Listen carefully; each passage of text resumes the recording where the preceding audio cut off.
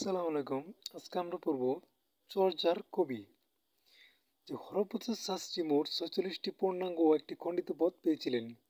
23 নং পদটি ছিল খণ্ডিত, এর শেষাংশ পাওয়া যায়নি। হরপ্রসাদ শাস্ত্রী আবিষ্কৃত পুঁথিতে 24, 25 ও 48 সংখ্যক পদগুলোই পাওয়া যায়নি।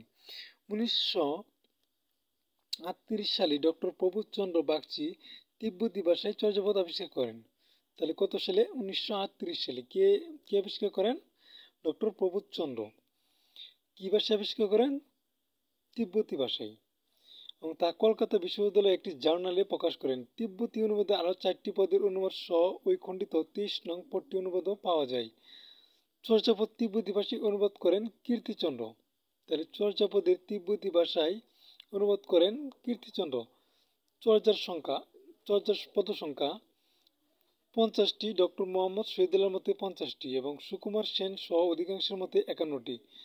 চর্যার পদকর্তা ডক্টর মোহাম্মদ শহীদুল্লাহর মতে 23 জন এবং সুকুমার সেনের সহ অধিকাংশের মতে 24 জন। এটা খুবই গুরুত্বপূর্ণ, যে এই 4টা অপশন খুবই গুরুত্বপূর্ণ।